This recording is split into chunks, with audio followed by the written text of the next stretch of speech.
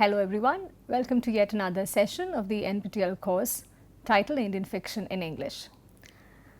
In the last session we started talking about Midnight's Children, the relevance of that watershed event in the history of Indian fiction in English, and also how that novel changed the entire dynamics of how Indian fiction in English has been positioned, and how it also became a very different kind of a trendsetter from the moment it got published.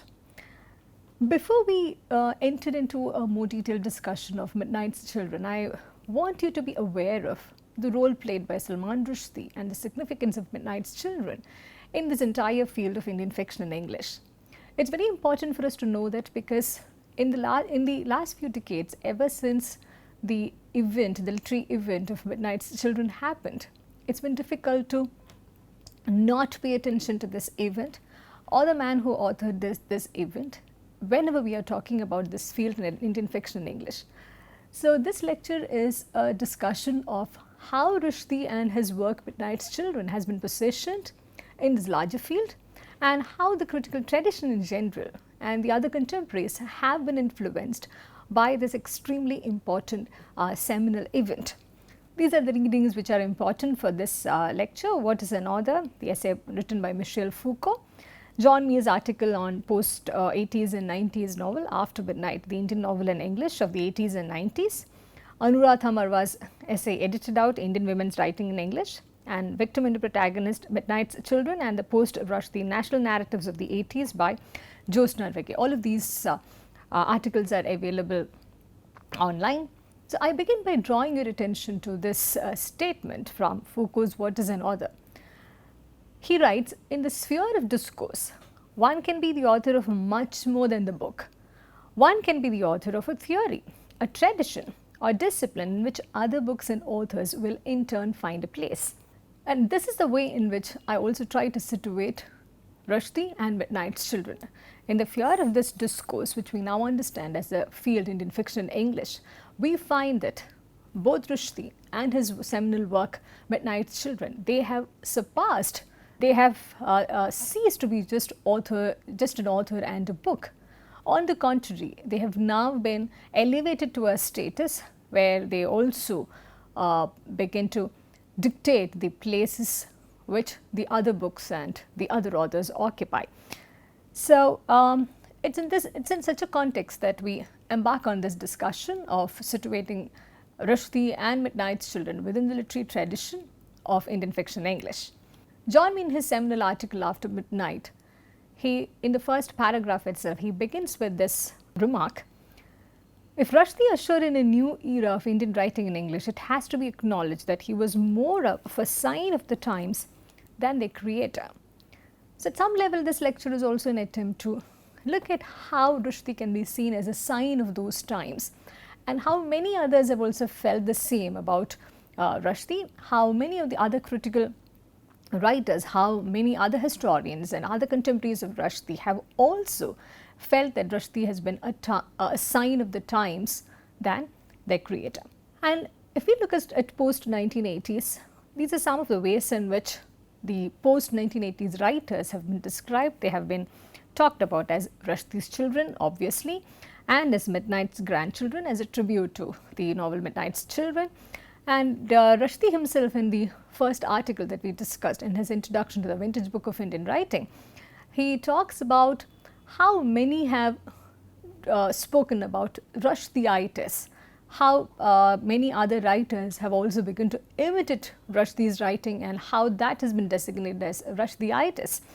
And also there is this term Rushdieesque used to talk about a certain kind of writing popularized by Rushdie, primarily due to the chutnification of language and the chutnification of history, which is an inherent part of his novel Midnight's Children.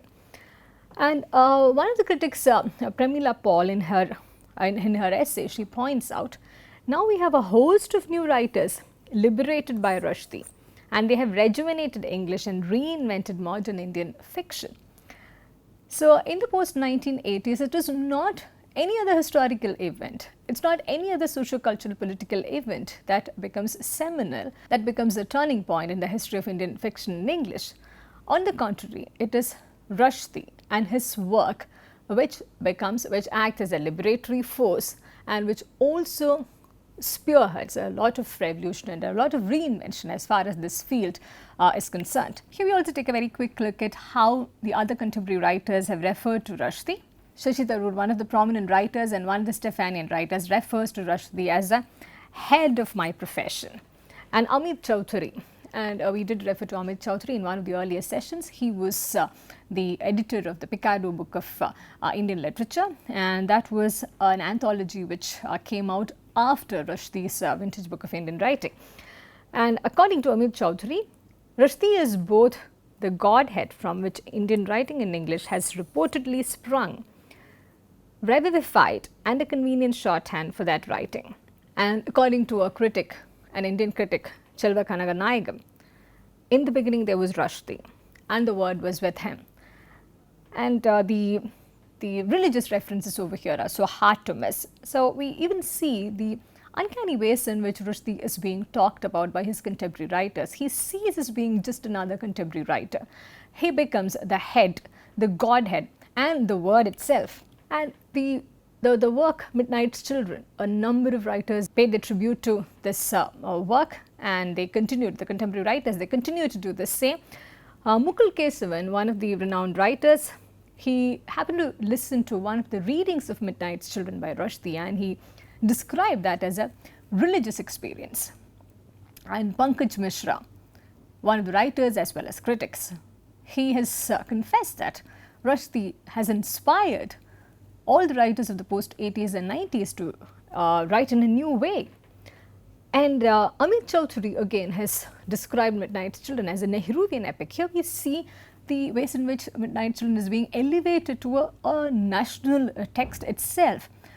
Here Rushdie is compared to the first Prime Minister Jawaharlal Nehru itself. And Anita Desai, one of the leading women writers of contemporary fiction, she has once mentioned in one of her interviews that Rushdie has allowed a new freedom of both form and content. And Bill Bufford, one of the American journalists as well as critics, according to him, it was Rushdie who made everything possible for the post-colonial Indian writers. And Arundhati Roy, she has reportedly stated in one of her interviews that after Rushdie, after Midnight's Children, it is possible for all of us to tell our stories.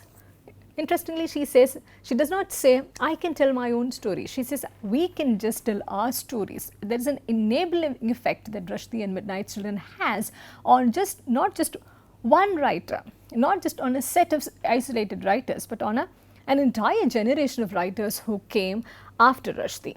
And Hari Kunzru, one of the very recent writers, he has confessed that it was Midnight's Children which inspired him to write his novel, The Impressionists. And having said that, it is possible to say that the novel Midnight's Children has had a liberating effect on Indian writers. And what was this liberation from? First of all, this liberation was from the Macaulay's mandates. I also want you to recall the Macaulay's minutes, which was instrumental in beginning English education in India. And also we've also taken a look at how historically that could be seen as one of the starting points of our entry into modernity, our entry into our encounter with English language, with writing in English, with many other progressive things that followed. And we've also noted how those mandates were seen as a residue of the colonial power. We've also noticed, and we've always been aware of how those mandates were continuing to dictate our writers and our writings to a very large extent. This is quite visible, and particularly in the early writers. And also we have seen how Srinivas Iyengar, one of the earliest critics, how he felt very obliged to the colonial masters about the new reception that Indian writers were receiving, and he also felt that one had to always be at the mercy of the colonial writers and the colonial critics to be able to make a mark in the field of writing. So Rushdie's Midnight's Children, on account of the language that it was using, on account of the many revolutionary themes that it was pursuing, it could be seen as a liberating event from the Macaulay's mandates. Neither did Rushdie pay attention to how a novel should be written conventionally, nor did he pay attention to how the king or the queen was using English. Secondly, this liberation was from the colonial straitjacket. This was stated by William Dalrymple. And Rushdie made it possible for the novel form to be liberated from the colonial straitjacket. He enabled the Indian novel in English to emerge as an independent form, not relying on any of the external factors which had been dictating the genre. And very ironically, this was made possible by at the same time getting an international recognition and also writing about one's own experience with the nation. And this was a very unique thing as far as Indian fiction in English was concerned. And you had been also following the major novels which had been written till the 1970s and even the early 80s. And we also now realize that none of the other novels fit this bill when compared to Midnight's Children. And Midnight's Children in Rushdie's language was also a liberation from false puritanism and fake gentility. If you've begun reading Midnight's Children, or if you've already finished reading Midnight's Children, you would know that there is no reverence in the way Rushdie uses language. His language is very playful, it is hybrid, it is highly irreverent, it simply does not care. And as many writers and critics have already pointed out, he entirely liberated English language and the form of this novel from what was once under the colonial influence or the Western influence. This is not to say that new trends and different kinds of writings were not available for any of the Indian in any of the Indian languages. On the contrary, here I want you to pay attention to the fact that there was a certain pattern, a certain framework, a format in which Indian fiction in English was being written. Since it was being written in an alien language, since the target audience was different, there was always this anxiety, as Meenakshi Mukherjee would put it, to represent the nation in a certain way, to represent individuals in a certain way. To a very large extent, it is possible to say that Rushdie's work is not written with this anxiety. In Rushdie's work, we find a confident post-colonial man writing, and we find a person who is confident in using English language and the nuances of the language and the nuances of writing in the way that he is comfortable in it. And this certainly had been a very liberating and enriching experience for many other writers who were to follow. Here let me also read out to you this extensive quote from Rustom Bharucha, who is an Indian academic and critic. In one of his essays on Rushdie, he talks extensively about how grateful he is to Rushdie and Midnight's Children. I read this quote from Rustom Bharucha. "I'm grateful to Salman Rushdie for having swallowed my world in so eloquent a manner. In doing so, he has made me accept that the consequences of Macaulay's minute need not be humiliating for Indian users of the Indian language.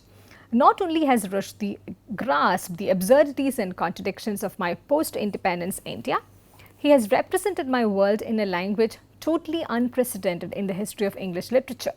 This makes me proud. I'm not sure why. I am exhilarated to see and hear the English language so resoundingly chutneyfied. For someone who was once advised by a senior professor in India to cultivate the Queen's English, this chutneyfication is truly liberating, and oddly enough, Rushdie has demonstrated convincingly that the colonized language can be freed from its own tyrannies. English can be more flexible, more mischievous, ultimately more human than the colonizers who institutionalized it." And what makes this even more interesting is the fact that Rushdie was also quite conscious of what he was doing to this language, what he was doing to this genre. He himself has written in one of his 1982 article, which appeared in the Times, "The Empire Writes Back with a Vengeance," he's stated the instrument of subservience, which is the language, became a weapon of liberation. So Rushdie, as a writer and as a person, as an Indian, he was also conscious of what he was doing. I must say, a post-colonial India. He was very conscious of what he was doing. He was very conscious of what the language could achieve in his hands and what this genre could, how this genre could prove to be very liberating. And this is again very interesting because when Rushdie was writing Midnight's children, he was not residing in India and he no longer held an Indian passport, but nevertheless he becomes the significant force which would take Indian fiction in English ahead. And if you recall one of our earlier discussions in the late 1970s, it was even predicted that this genre, Indian fiction in English, will not have much of a future. Uma Parameswaran, in one of her essays, had spoken about the death knell of Indian fiction in English. So what Rushdie did and what Midnight's Children made possible was quite a feat, and it would be quite an understatement if we do not talk extensively about this influence which Rushdie and Midnight's Children had. So what made Rushdie and Midnight's Children very different? What was so unique about them?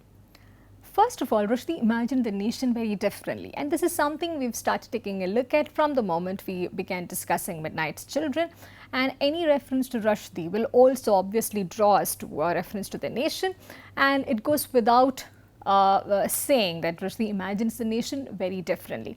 And he even inaugurated this tradition of Nationsroman, following the tradition of the Bildungsroman. And in Midnight's Children, as you're aware, it is about the growth of the nation, how the nation is being born and how it goes through different phases.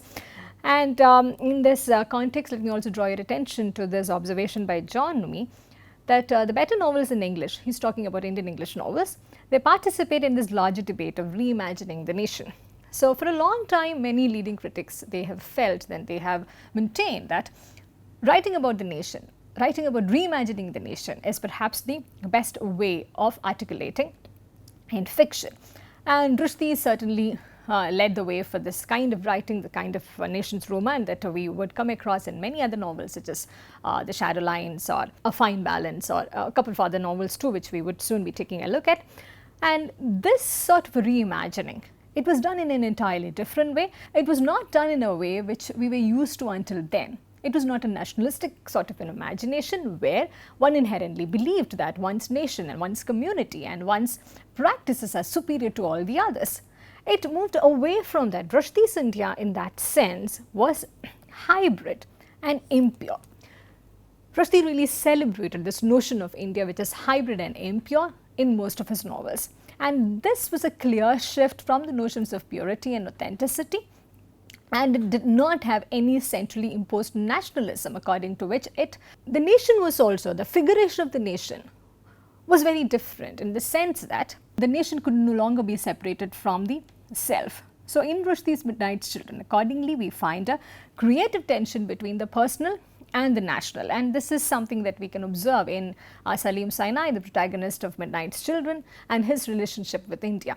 We shall be taking a look at how Salim Sinai and how Salim Sinai's life and India's future, India's history, they are closely linked with each other, and how the birth of one affects the other, or the disintegration of one adversely affects the other, so on and so forth. Josna Irege, in one of her articles, she very succinctly captures what Midnight's Children had done to post-1980s novel.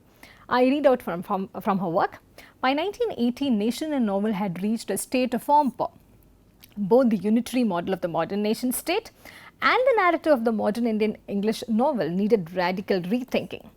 The publication of Midnight's Children broke both deadlocks simultaneously.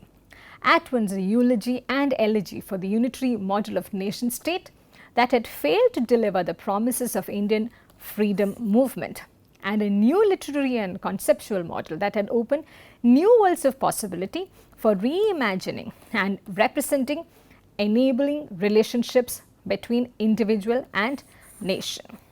In Rushdie's Midnight's Children, there is a certain personalization of this relationship between the individual and the nation. It is no longer seen as a relationship which needs to be understood in very detached terms, but with Midnight's Children, we find that there is an inherent connection between the citizen and the nation state, and how one affects the other or how one enables the other. And this is something that Midnight's Children explores rather extensively, and many critics have written about it. And one of the reasons why we always keep Midnight's Children as a key referral point in most of the discussions related to post-80s fiction is that most of the other novels of the 80s and 90s, they've also followed this pattern. There's a way in which most of the Indian English writers have tried to experiment and have tried to push the limits of this relation between the individual and the nation. And this is a context in which Midnight's Children was published. There is a breakdown of the Nehruvian consensus, which some of you may already be aware of, and there's also a splintering of the existing frameworks. And as Jyotsna Regge also points out, the promises of the post-colonial nation, which was not delivered during the post-independence period, it became a reason for giving rise to newer energies and newer possibilities and newer kinds of challenges. So it is in this context where the Nehruvian consensus could no longer hold the center, and it is in this context where the existing frameworks began to splinter, the nation itself began to splinter, that we find Rushdie and Midnight's Children emerging as a dual force in terms of the nation as well as a novel. In Priya Kumar's words, Rushdie's fiction had played a significant role in this context because until that moment, fiction, Indian fiction in English, it was seen as an ideal space which had embraced an idea of an essential India. But when we come to Rushdie's fiction, particularly Midnight's Children to begin with, we find that his writings celebrate the non-belongers, reinvent the figure of the tramp, the assassin, because these figures are of the luminal, of the borders of culture, forever on the margins, peppered with diasporic anxieties and diasporic semantics. These were not talked about otherwise in the space of Indian fiction. So Rushdie's fiction in that sense inaugurates the celebration of non-belongers. It includes all the others who were hitherto in the margins. It gives voice to the diasporic anxieties which were seen otherwise as being more illegitimate. We find many of the other contemporaries also following this line of writing, and they also move away from the essentializing ideas following Midnight's Children. Some of those writers are Amitav Ghosh, Mukul Keshavan, Shashi Tharoor. In their works, we do find the representation of Muslims, for example, in a very different way. As and when we discuss more novels, this will become more pronounced. And to clarify this point to you, if you remember, one of the first novels that we discussed, Kantapura, it had a Muslim character who was essentially villainized. So there is a conscious effort in the post-80s, 90s period to not to other the figure of the Muslim or any other minority figure, not to other anyone in terms of caste, gender or region. And this is not to say that this is now a perfect space, a perfect fictional space. There are of course many other issues that we would discuss and we have been trying to unravel and engage with, but nevertheless there is certainly a change from the 1980s onwards. And there is Arundhati Roy and Arvind Adiga who in different ways have been talking about issues related to caste and also giving voice to Dalit characters. One may disagree with the kind of figuration or the kind of narrativization and representation of these Dalit characters, but nevertheless there is a certain space to discuss about these issues which were hitherto not part of this space at all. And Alan Seeley, of course, he has written about the Anglo-Indians. He is in one of his recent works, Zelaldinas, he talks about the Mughal history.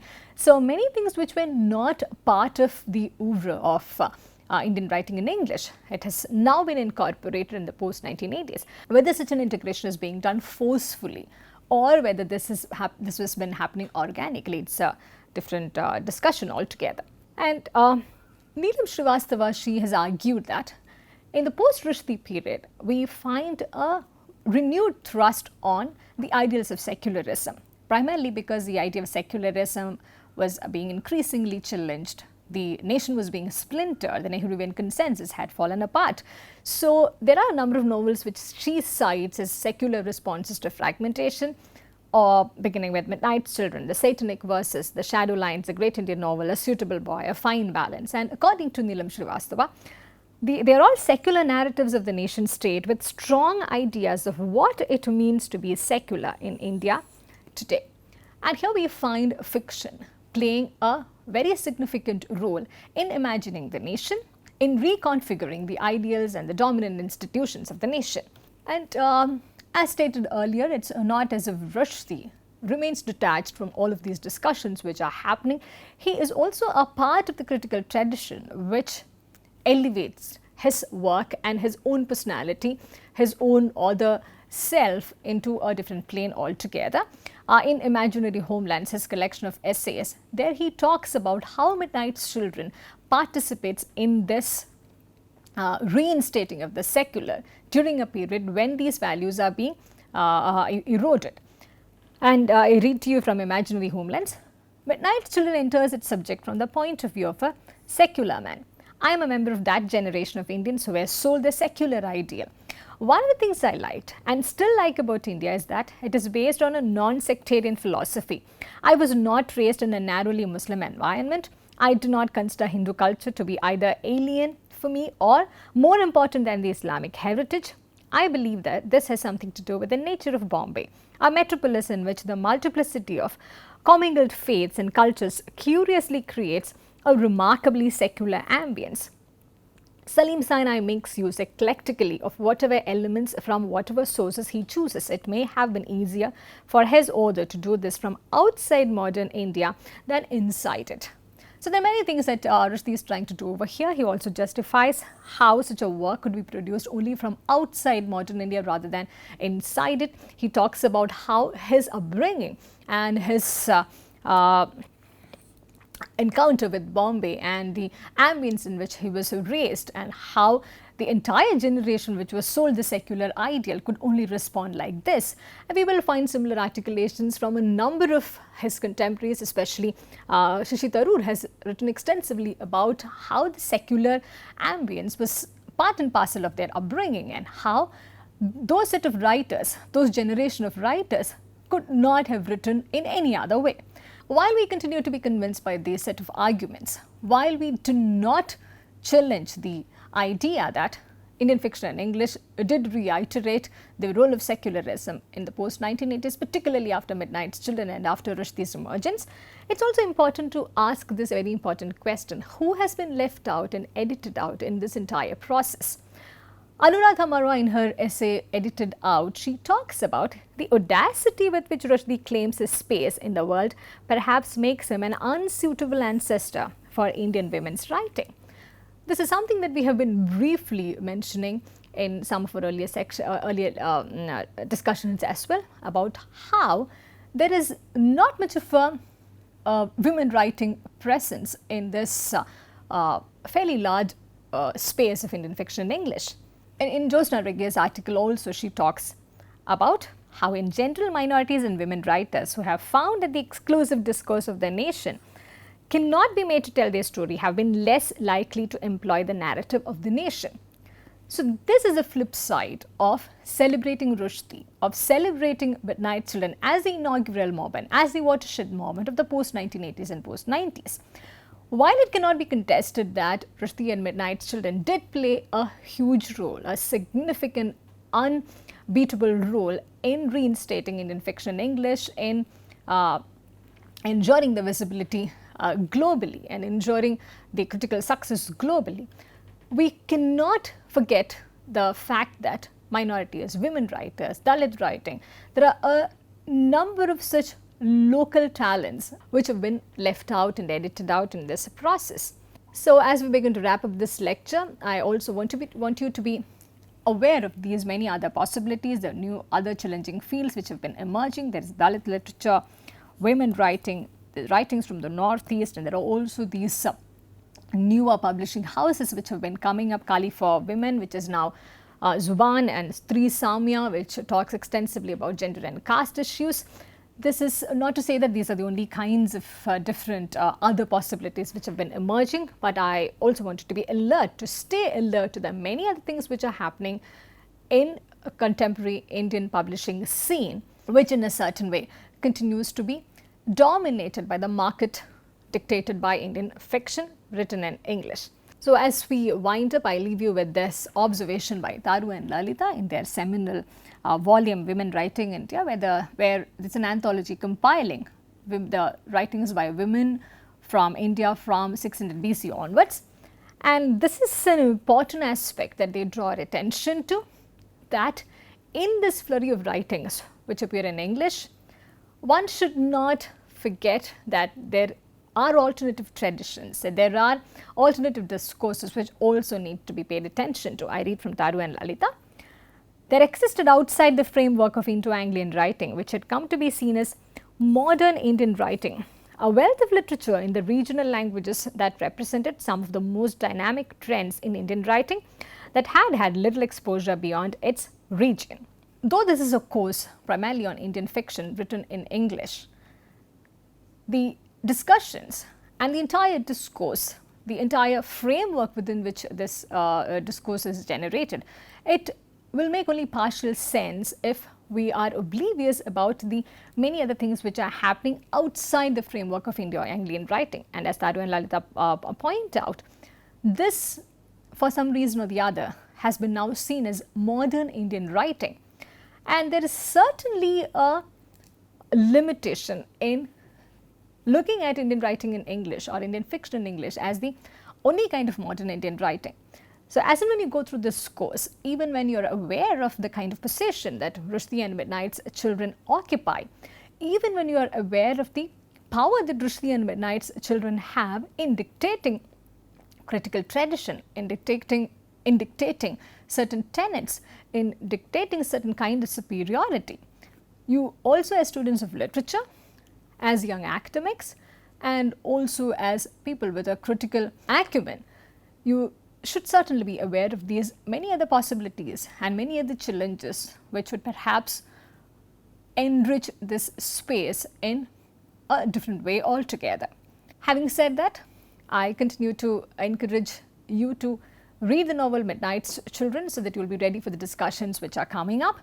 And it should be in the light of these discussions, in the light of these understandings, that you will be evaluating the novel Midnight's Children. So, with this, we wrap up this lecture. Thank you for listening, and I look forward to seeing you in the next session.